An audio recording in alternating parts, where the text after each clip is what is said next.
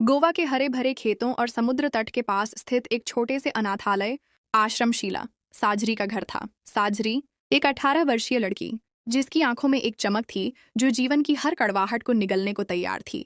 लेकिन दिल में एक गहरा दर्द था। जब वह केवल 1 महीने की थी, उसके पिता विष्णु राव उसे अनाथालय के दरवाजे पर एक छोटी सी टोकरी में छोड़कर गायब हो गए थे। उसके साथ केवल एक पुराना नरम कपड़ा था जिस पर हाथों से साजरी लिखा था। शायद उसकी माँ ने, जो अब इस दुनिया में नहीं थी, उसे यह नाम दिया था। साजरी को अपने पिता की कोई याद नहीं थी, सिवाय इस कड़वी सच्चाई के कि उसे अकेला छोड़ दिया गया था। ये सोच उसे हमेशा परेशान करती कि क्या उसकी माँ भी उसे छोड़ गई थी या उसके साथ कोई दुर्घटना हुई थी। उसके अंदर एक खालीपन था जो कभी नहीं भरता था। एक सवाल था जिसका कोई जवाब नहीं था। अनाथालय की मालकिन सरोजनी देवी एक सख्त और स्वार्थी महिला थी। उसका कद लंबा, शरीर भारी भरकम और चेहरा हर वक्त गुस्से से लाल रहता था। वह हमेशा एक भारी काले किनारे वाली साड़ी पहनती थी, जिसके पल्लू से वह अपना चेहरा छुपाती, लेकिन उसकी आंखों की चमक उसके लालची दिल को साफ जाहिर करती थी। उसकी हर बात में ताना होता और हर इशारे में नफरत। सरोजनी देवी अनाथालय की लड़कियों को गुलामों से बदतर समझती थी। वह अक्सर उन पर चीखती, तुम लोग यहाँ मुफ्त में रह रही हो, मेरी खैरात पर पल रही हो। अगर किसी को शिकायत है तो तुरंत यहाँ से दफा हो जाओ। उसके शब्द जहर की तरह कड़वे होते थे। अनाथालय के लिए आने वाले दान का बड़ा हिस्सा सरोजनी देवी अपनी अय्याशियों पर खर्च करती थी। वह मुंबई से महंगी रेशमी साड़ियाँ मंगवाती, अपने लिए सोने के वजनी जेवर बनवाती और हर होली, दिवाली या गणेश चतुर्थी पर अपने रिश्तेदारों के लिए शानदार दावतें देती। इन दावतों की खुशबू अनाथालय की लड़कियों के नाक तक पहुंचती, लेकिन उनका नसीब केवल पुराने कपड़े और सस्ते उपहार थे। अगर सरोजनी देवी का दिल चाहे तो खाना इतना खराब होता कि लगता जैसे किसी जेल के कैदियों के लिए बनाया गया हो। पतली दाल जिसमें पानी ज्यादा और दाल कम होती, बासी रोटी जो लकड़ी की तरह सख्त होती, और कभी कभार सब्जी जो खाने लायक भी न होती। लड़कियों को अक्सर भूखा सोना पड़ता था। सफाई का सारा काम लड़कियों से करवाया जाता था। सुबह सवेरे बिस्तर से उठते ही वे अनाथालय के आंगन को झाड़ू देती, घंटों कपड़े धोती और रसोई में मदद करती। यह सब काम उन्हें सरोजनी देवी की गालियों और धमकियों के साए में करने पड़ते। शिक्षा के नाम पर एक अनाड़ी शिक्षक रामलाल को रखा गया था। रामलाल एक बूढ़ा व्यक्ति था जो हर वक्त रामायण के श्लोक पढ़ता रहता और लड़कियों से भी जबरदस्ती कहलाते, लेकिन पढ़ाने में उसकी कोई दिलचस्पी न थी। वह बस औपचारिक रूप से बच्चों को कुछ बुनियादी बातें सिखाता और चला जाता। सरोजनी देवी को लड़कियों की शिक्षा से कोई सरोकार न था।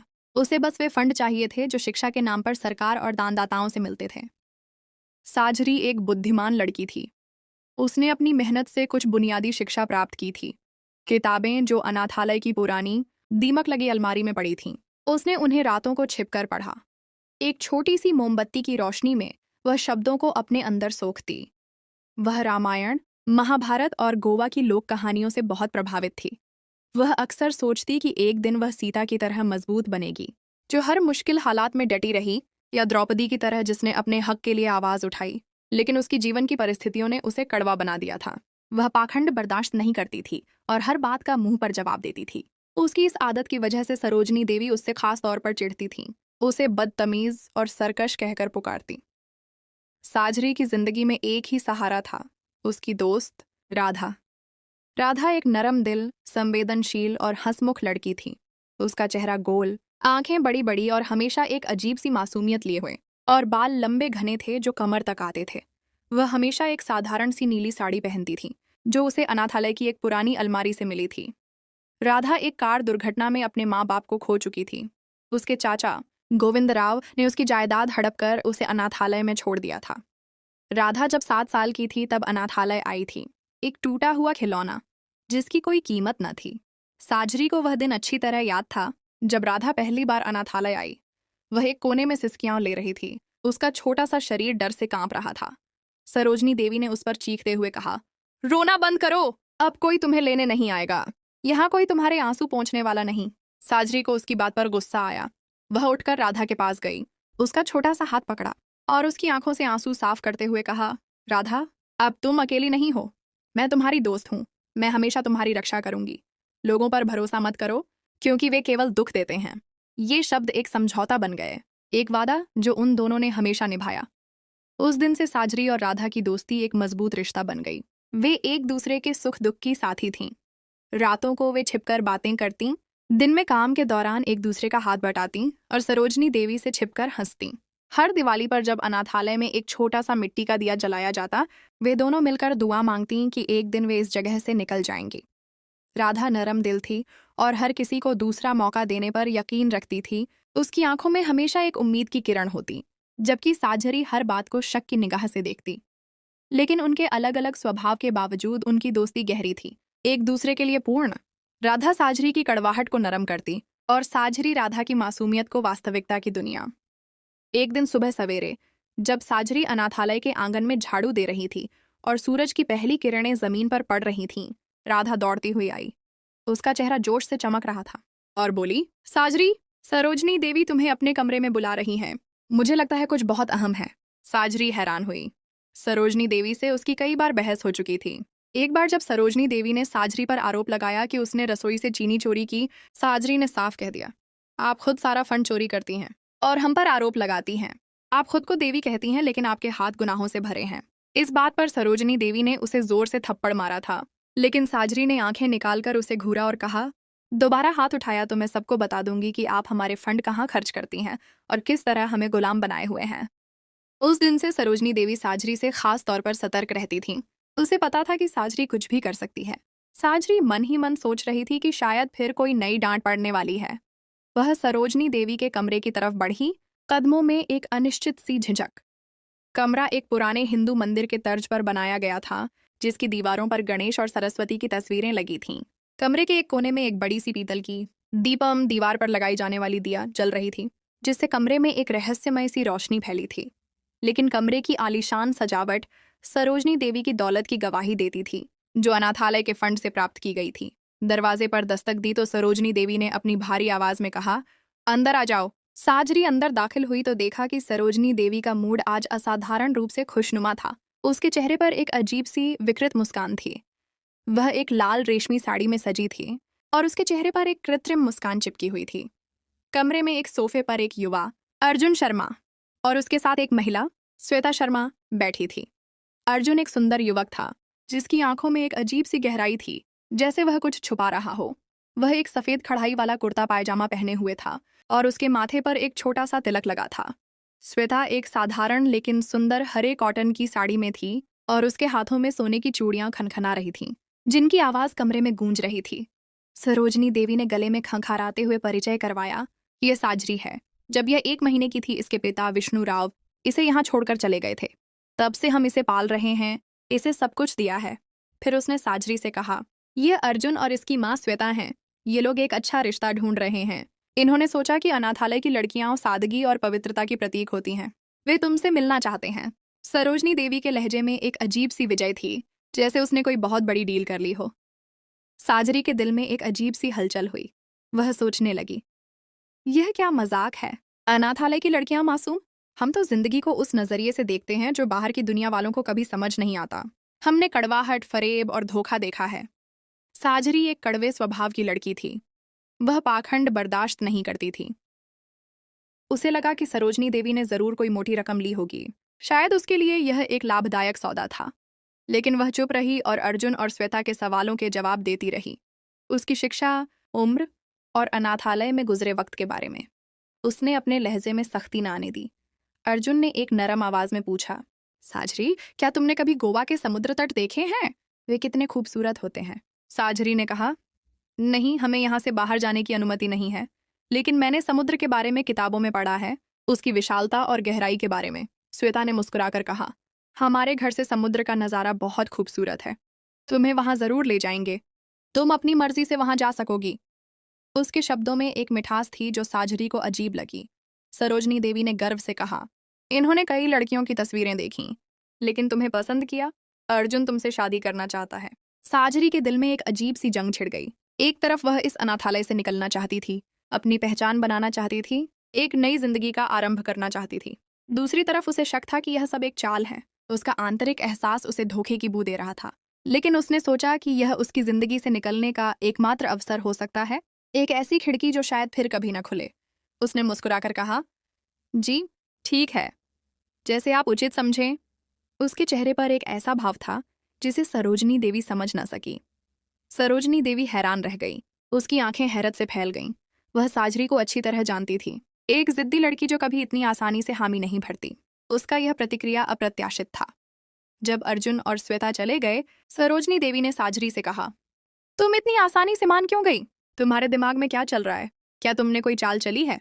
साजरी ने व्यंग्यात्मक ढंग से कहा, देवी जी, आपने तो अच्छी खासी रकम ली होगी, अब मेरे पीछे क्यों पड़ रही हैं? क्या आपको मेरे खुश होने से तकलीफ हो रही है? सरोजनी देवी का मुंह बन गया। उसका चेहरा लाल हो गया, लेकिन वह कुछ न बोली, बस अपनी जलन अंदर ही अंदर महसूस करती रही। वापस कमरे में आकर राधा ने बेचैनी से साजरी से पूछा, क्या हुआ? सरोजनी देवी ने फिर डांटा, तुम्हारा चेहरा क्यों इतना गंभीर है? साजरी ने मुस्कुराकर कहा, नहीं, इस बार मेरी किस्मत चमक गई है। मुझे अब इस अनाथालय से आज़ादी मिलने वाली है। उसने राधा को सारा वाकया बताया और कहा, मैं यहाँ से निकलना चाहती हूँ। मैं अपनी पहचान बनाना चाहती हूँ, एक ऐसी जिंदगी जहाँ मैं आज़ाद रहूँ। क्या यह गलत है? राधा ने फिक्रमंदी से कहा, लेकिन साजरी, तुमने उनसे अच्छी तरह बात भी नहीं की। अगर ये लोग अच्छे न हुए तो? अगर ये भी तुम्हें धोखा दें तो? तुम इतनी जल्दी कैसे फैसला कर सकती हो?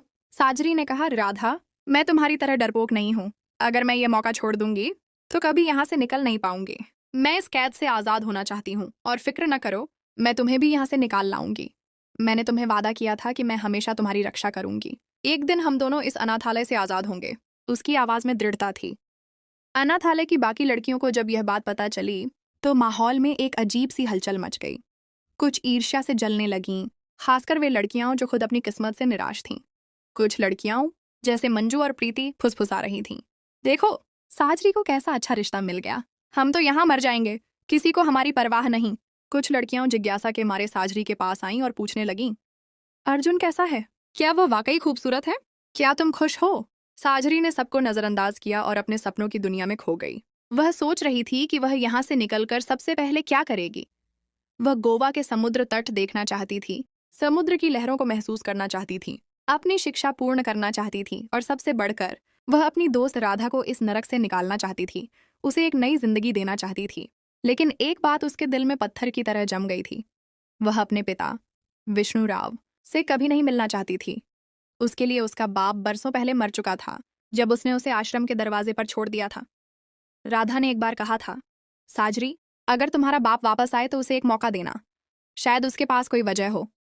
लेकिन साजरी ने कड़वाहट से कहा, राधा, उसने मुझे 1 महीने की उम्र में छोड़ा। अब उसे मेरी कोई ज़रूरत नहीं, और न ही मुझे उसकी। जिसने मुझे इस तकलीफ में छोड़ा वह मेरे लिए अब जिंदा नहीं। उसका लहजा कठोर था, सगाई की रस्म और एक चौंका देने वाला राज। कुछ दिन बाद अर्जुन और श्वेता दोबारा आए। उन्होंने कहा कि वे सादगी से शादी करना चाहते हैं, कोई बड़ी रस्म नहीं करेंगे। साजरी को यह बात अजीब लगी कि इतना बड़ा परिवार जो मुंबई में रहता है और उससे शादी की इच्छा, वह भी इतनी सादगी से। उसे लगा जैसे कोई खेल खेला जा रहा है, लेकिन उसने अवसर को हाथ से जाने न दिया। सगाई की एक साधारण सी रस्म अनाथालय में रखी गई। सरोजनी देवी ने अनाथालय को रंग बिरंगी रोशनी से सजाया और एक छोटा सा पंडाल बनाया गया जहां गणेश की मूर्ति रखी गई थी और उस पर फूलों की मालाएं डाली गई थीं। अर्जुन की तरफ से खाना आया, पानी पूरी, ढोकला और खीर, जो बरसों बाद अनाथालय की लड़कियों को अच्छा खाना खाने को मिला। सबकी आंखें खुशी से चमक रही थीं, जैसे उन्होंने कोई खजाना पा लिया हो। श्वेता ने साजरी को एक खूबसूरत हरे रेशमी साड़ी और कुछ सोने की चूड़ियां तोहफे में दीं। साजरी ने जब आईने में खुद को देखा तो वह हैरान रह गई। वह वाकई एक दुल्हन की तरह लग रही थी। उसके चेहरे पर एक नई चमक थी। सगाई की रस्म के दौरान अर्जुन ने साजरी के हाथ में एक चांदी की अंगूठी पहनाई, जिस पर एक छोटा सा हीरे का टुकड़ा लगा हुआ था। सरोजनी देवी ने सबके सामने हाथ जोड़कर दुआ मांगी, भगवान गणेश इस जोड़े को खुश रखें। उसकी आवाज में एक कृत्रिम श्रद्धा थी, लेकिन साजरी के दिल में एक अजीब सा खालीपन था। उसे शक था कि कुछ तो छुपाया जा रहा है, एक ऐसा राज जो अभी खुलना बाकी है। रात को वह अपनी सगाई की अंगूठी देख रही थी, उसे अपनी उंगली में घुमा रही थी। उसके दिल में कोई खास खुशी नहीं थी। वह राधा से ये बात नहीं कहना चाहती थी, क्योंकि वह नहीं चाहती थी कि राधा परेशान हो और उसके लिए फिक्रमंद हो। लेकिन राधा ने उसकी आंखों की उदासी देख ली। वह साजरी के अंदर की स्थिति को पढ़ सकती थी। उसने साजरी का हाथ पकड़ा और नरमी से कहा, साजरी, अगर तुम्हें यह रिश्ता पसंद नहीं तो अभी मना कर दो। ये तुम्हारी जिंदगी का फैसला है, कोई तुम पर जबरदस्ती नहीं कर सकता। साजरी ने गहरी सांस ली और कहा, राधा, यह मेरा इस अनाथालय से निकलने का एकमात्र रास्ता है। मैं यह मौका नहीं छोड़ सकती, चाहे जो भी हो। शादी का दिन और एक चौंका देने वाला खुलासा। शादी की तैयारियां शुरू हो गईं। श्वेता ने साझरी के लिए एक लाल लहंगा भेजा जिस पर सुनहरी जरी का नक्काशीदार काम था।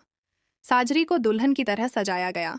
उसके हाथों पर मेहंदी लगाई गई जिसमें गणेश और कमल के फूलों के डिजाइन बनाए गए थे। उसकी पेशानी पर एक लाल तिलक लगाया गया और उसके बालों में गुड़हल के ताजे फूल सजाए गए थे। जब वह आईने में खुद को देखती तो उसे यकीन नहीं आता था कि वह इतनी खूबसूरत लग सकती है। उसने कभी खुद को इस तरह नहीं देखा था। शादी की रस्म अनाथालय में ही रखी गई। एक पंडित आया जिसने हिंदू रीति रिवाजों के अनुसार संस्कृत में मंत्र पढ़े। अनाथालय की लड़कियां खुशी से झूम रही थीं क्योंकि उन्हें अच्छा खाना और नए कपड़े मिले थे। वे नाच रही थीं और गीत गा रही थीं। लेकिन जब दूल्हा पंडाल में दाखिल हुआ, साजरी की चीख निकल गई। उसके मुंह से एक बेकाबू आवाज निकली। दूल्हा कोई हैंडसम जवान अर्जुन नहीं, बल्कि एक अधेड़ उम्र का व्यक्ति कृष्णा राव था। उसका चेहरा धूप से झुलसा हुआ था। बालों में चांदी की चमक थी जो उसकी उम्र जाहिर करती थी, और वह एक साधारण सफेद धोती कुर्ता पहने हुए था। उसके चेहरे पर एक अजीब सी मासूमियत थी जो उसकी चालाकी को छुपा रही थी। साजरी ने सरोजनी देवी की तरफ देखा। उसकी आंखों में गुस्सा और हैरत थी। उसने कांपती आवाज में कहा, यह क्या मजाक है? मेरी सगाई तो अर्जुन से हुई थी, यह कौन है? सरोजनी देवी ने हंसते हुए कहा, तुम पागल हो? तुम्हारी सगाई कृष्णा राव से हुई थी। अर्जुन तो उसका भतीजा है। मैंने तुमसे यह बात इसलिए छुपाई क्योंकि तुम कभी अधेड़ उम्र के आदमी से शादी के लिए न मानती। अब चुपचाप शादी करो, तमाशा मत बनाओ। याद रखना, तुम एक अनाथ हो, तुम्हारी कोई अहमियत नहीं। साजरी का दिल टूट गया। उसे लगा कि उसके सारे सपने चकनाचूर हो गए हैं। वह एक गहरे गड्ढे में गिर गई है। राधा ने उसे सांत्वना दी और कहा, अगर तुम यह शादी नहीं करना चाहती तो अभी मना कर दो। कोई तुम पर जबरदस्ती नहीं कर सकता। तुम्हारी मर्जी के खिलाफ कुछ नहीं हो सकता। लेकिन साजरी ने सोचा कि अगर वह अब पीछे हटी तो वह कभी इस नरक से निकल नहीं पाएगी। यह उसका आखिरी मौका था। उसने दिल पर पत्थर रखकर शादी के लिए हाँ कर दी। उसकी आंखों में एक बेबसी थी जो राधा महसूस कर सकती थी। शादी की रस्में पूर्ण हुई। पंडित ने हवन जलाया और साजरी और कृष्णा राव ने 7 फेरे लिए। हर फेरे के साथ एक नया वादा जो साजरी के लिए बेमानी था। साजरी के गले में कृष्णा राव ने मंगलसूत्र डाला और उसकी पेशानी पर सिंदूर लगाया। लेकिन साजरी के दिल में एक तूफान सा उठ रहा था। वह राधा को देखती जो आंखों में आंसू लिए उसे देख रही थी। अपनी दोस्त का दिल टूटता हुआ महसूस कर रही थी। नई जिंदगी, नए राज। शादी के बाद साजरी की विदाई उसी दिन कर दी गई। वह कृष्णा राव के साथ एक आलीशान गाड़ी में मुंबई के एक शानदार बंगले की तरफ रवाना हुई। गाड़ी में कृष्णा राव, उसकी माँ श्वेता जो दरअसल अर्जुन की माँ थी, न कि साजरी की सास, और अर्जुन भी साथ थे। रास्ते में कृष्णा राव और श्वेता छिप छिप कर बातें कर रहे थे। उनकी आवाजें धीमी थीं, लेकिन साजरी को कुछ शक हुआ कि कोई राज है जो उससे छुपाया जा रहा है, कोई ऐसी बात जो उसे नहीं बताई जा रही। बंगला इतना खूबसूरत था कि साजरी हैरान रह गई। बाहर से वह एक महल की तरह लगता था जिसके दरवाजों पर हाथियों और मोरों की नक्काशी थी। अंदर से उसकी खूबसूरती और भी बढ़ गई।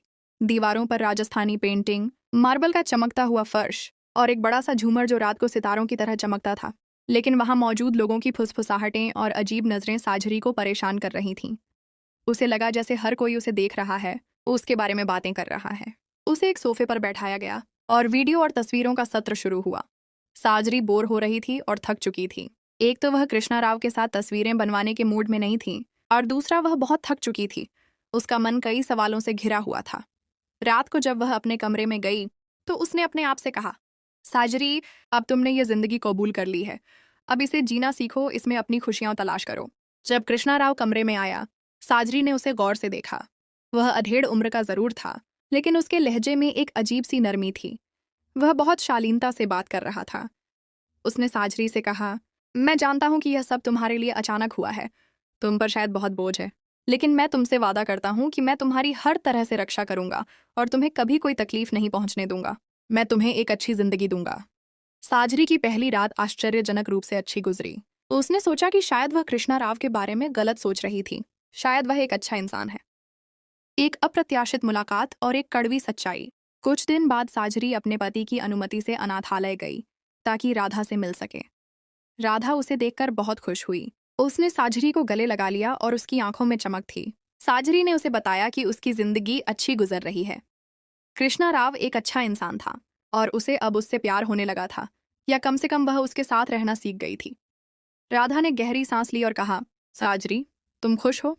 ये देखकर मेरा दिल भर आया। लेकिन क्या तुम मुझे यहाँ से निकालोगी? तुमने वादा किया था, साजरी ने कहा। बस थोड़ा सब्र करो राधा, मैं तुम्हें जरूर ले जाऊंगी, बहुत जल्द। एक दिन साजरी बंगले के तहखाने में गई, जहाँ पुराने फर्नीचर और सामान के ढेर लगे थे। उसे वहां एक पुरानी अलमारी में एक बड़ी सी तस्वीर मिली। इस तस्वीर में कई लोग थे, जिनमें से एक कृष्णा राव थे। उसके साथ एक और व्यक्ति था, जिसका चेहरा उसे जाना पहचाना लगा, लेकिन वह याद नहीं कर पा रही थी कि कहाँ देखा है। तभी कृष्णा राव वहां आए और तस्वीर को देखकर मुस्कुराए। उन्होंने बताया कि यह तस्वीर उनके एक पुराने दोस्त विष्णु राव की है। साजरी हैरान रह गई। विष्णु राव उसका बाप था, वह व्यक्ति जिसने उसे आश्रम के दरवाजे पर छोड़ दिया था। कृष्णा राव ने बताया कि विष्णु राव उसे ढूंढते हुए अनाथालय गए थे और वहां से पता चला कि साजरी की शादी कृष्णा राव से हुई है। वह अब साजरी से मिलना चाहते थे, वह अपनी बेटी से माफी मांगना चाहते थे, उसे दोबारा अपनी जिंदगी में लाना चाहते थे। साजरी गुस्से से भड़क उठी। उसने कहा, उन्होंने मुझे बरसों पहले छोड़ा था, जब मुझे उनकी सबसे ज्यादा जरूरत थी। अब क्या चाहते हैं? अब क्यों याद आई उनको मेरी? उसकी आवाज में तकलीफ और गुस्सा दोनों थे। कृष्णा राव ने साजरी को समझाया कि वह एक बार अपने पिता से मिल ले।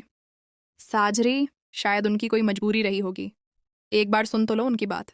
जिंदगी में हर किसी को एक मौका मिलना चाहिए। साजरी ने अपने पति की बात मान ली, हालांकि दिल में घृणा थी। अगले दिन वह एक खूबसूरत रेस्तरां में विष्णु राव से मिलने गई। विष्णु राव एक बूढ़ा व्यक्ति था, जिसके चेहरे पर पश्चाताप साफ दिखाई दे रहा था। उसने साजरी को देखते ही हाथ जोड़ लिए, उसकी आंखों में आंसू थे। उसने कहा, साजरी, मैं जानता हूं कि मैंने बहुत बड़ी गलती की। तुम्हें अनाथालय छोड़कर मैंने अपनी नई जिंदगी शुरू की। मेरी दूसरी शादी हुई, लेकिन मेरी पत्नी और बेटी ने मुझे छोड़ दिया। मैंने सब कुछ खो दिया। अब मैं अकेला हूं। मैं तुमसे माफी मांगना चाहता हूं। मेरी बेटी, मुझे एक मौका दे दो। साजरी ने गुस्से से कहा, आपने बरसों पहले मुझे छोड़ा, उस वक्त आपको मेरी जरूरत नहीं थी। अब आप सिर्फ मेरी दौलत की वजह से वापस आए हैं। अब आप मेरे पति के जरिए मुझ तक पहुंचे हैं। क्यों? मैं आपसे कोई रिश्ता नहीं रखना चाहती। जो बाप अपनी बेटी को अकेला छोड़ दे, वह मेरे लिए बाप नहीं हो सकता। वह उठकर चली गई और विष्णु राव उसे आवाजें देते रहे। उनकी आंखों से आंसू बह रहे थे। साजरी ने एक बार भी पीछे मुड़कर नहीं देखा। एक नई उम्मीद और पूर्ण आजादी। साजरी ने अपने पति से कहा कि वह अपने पिता से कोई संपर्क न रखें। उसके दिल में उनके लिए कोई नरम कोना नहीं था। कृष्णा राव ने उसकी बात मान ली। उसे मालूम था कि साजरी के जख्म गहरे हैं। कुछ दिन बाद साजरी अपने पति के साथ अनाथालय गई और राधा को वहां से अपने साथ ले आई। सरोजनी देवी ने पैसों के एवज में राधा को जाने की अनुमति दी, क्योंकि उसे राधा से छुटकारा पाने में कोई आपत्ति नहीं थी। राधा अब साजरी के आलीशान बंगले में रहने लगी। दोनों दोस्त मिलकर नई जिंदगी की योजना बनाने लगीं। साजरी ने फैसला किया कि वह राधा की शिक्षा पूर्ण करवाएगी और उसकी शादी एक अच्छे घराने में करेगी। साजरी और राधा अब मिलकर गोवा के समुद्र तट देखने जाती। शाम को समुद्र किनारे बैठकर चांदनी रातों में बातें करती, दिवाली पर दिए जलाती और अपनी नई जिंदगी की खुशियां बांटती। साजरी ने अपने पति से कहा, मैं चाहती हूँ कि राधा की जिंदगी भी हमारी तरह खुशहाल हो, उसे हर वह चीज मिले जिससे वह वंचित रही है। कृष्णा राव ने मुस्कुराकर कहा, साजरी, तुम जो चाहोगी वह होगा। राधा मेरी भी बेटी है।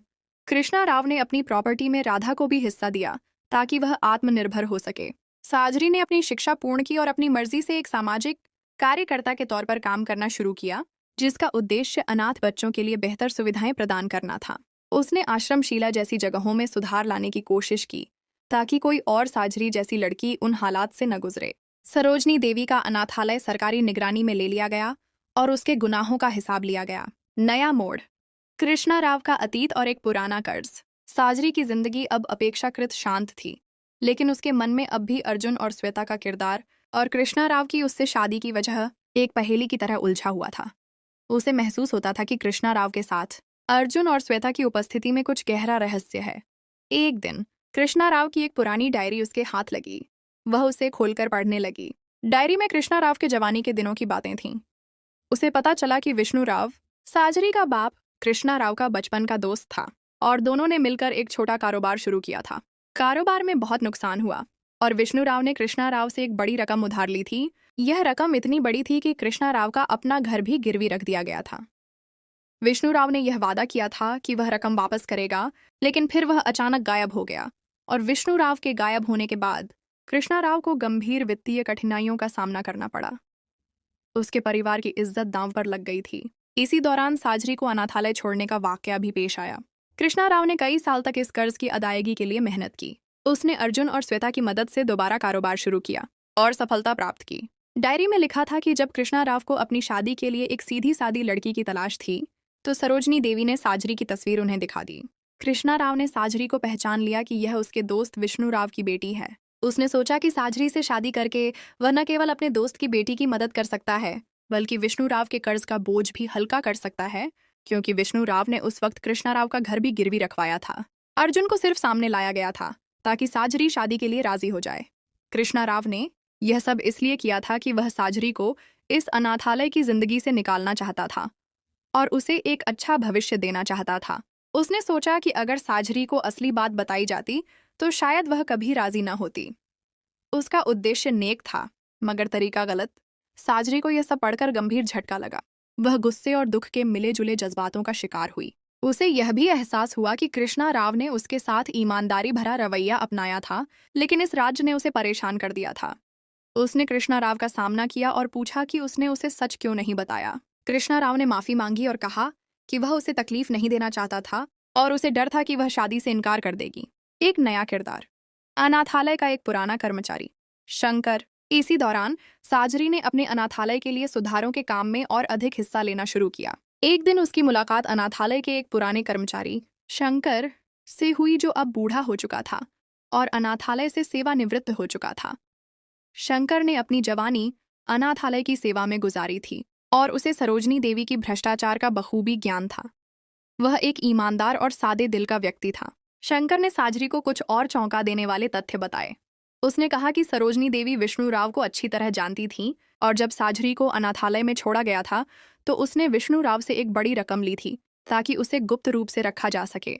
सरोजनी देवी ने विष्णु राव को यह भी यकीन दिलाया था कि वह साजरी को किसी अच्छे घराने में गोद देगी, लेकिन उसने ऐसा नहीं किया बल्कि उसे अपनी गुलाम बनाकर रखा।